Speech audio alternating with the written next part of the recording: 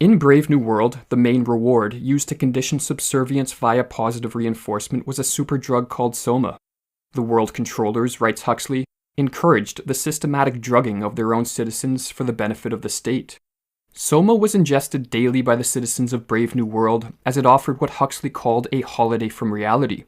Depending on the dosage, it stimulated feelings of euphoria, pleasant hallucinations, or acted as a powerful sleep aid. It also served to heighten suggestibility, thus increasing the effectiveness of the propaganda which the citizens were continuously subjected to. In Brave New World, the Soma habit was not a private vice, it was a political institution, writes Huxley. The daily Soma ration was an insurance against personal maladjustment, social unrest, and the spread of subversive ideas. Religion, Karl Marx declared, is the opium of the people. In Brave New World, this situation was reversed. Opium, or rather Soma, was the people's religion. But the world controllers of Brave New World did not rely on Soma alone. Sexual promiscuity was promoted by the state as another tactic to ensure everyone enjoyed their servitude. The slogan, "Everyone belongs to everyone else," was drilled into the minds of the citizens from a young age, and with the institutions of monogamy and the family abolished, everyone was able to indulge their sexual impulses without hindrance. The constant access to sexual gratification served to help ensure the citizens were too distracted to pay attention to the reality of their situation. State-sanctioned entertainment also played an important role in creating the painless concentration camp of Brave New World. What Huxley called non-stop distractions of the most fascinating nature were used by the state as instruments of policy to drown the minds of its citizens in a sea of irrelevance.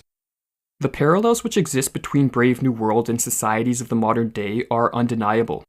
In Brave New World Revisited, published in 1958, Huxley asked himself how future social engineers could convince their subjects to take drugs that will make them think, feel, and behave in the ways they find desirable. He concluded, "In all probability, it will be enough to merely make the pills available. Today, an estimated 1 in 6 Americans are on some form of psychotropic drug.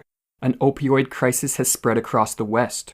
The ability to gratify sexual impulses online has led many into the clutches of pornography addiction, and smartphones and other technologies provide mindless and pleasurable distractions which consume the attention of most people most of the day. To what extent these diversions are intentionally pushed upon us, and to what extent they are spontaneous responses to consumer demand, is unclear. But whatever the answer, the reality is that a distracted and dumbed-down population simply lacks the mental resources to resist their enslavement. Until the modern cry of, 'Give me television and hamburgers, but don't bother me with the responsibilities of liberty,' is replaced by the cry, 'Give me liberty or give me death,' freedom will not prevail.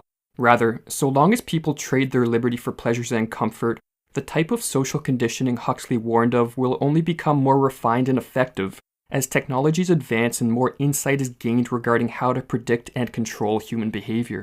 Whether the majority of us will be able to resist this type of manipulation, or whether we will even want to, remains to be seen. If the current trends continue, humanity may soon be divided into two groups.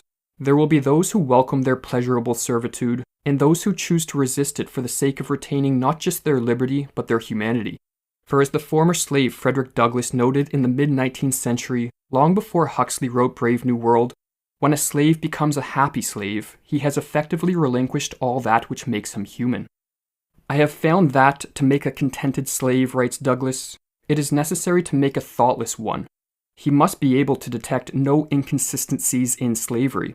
He must be made to feel that slavery is right, and he can be brought to that only when he ceases to be a man.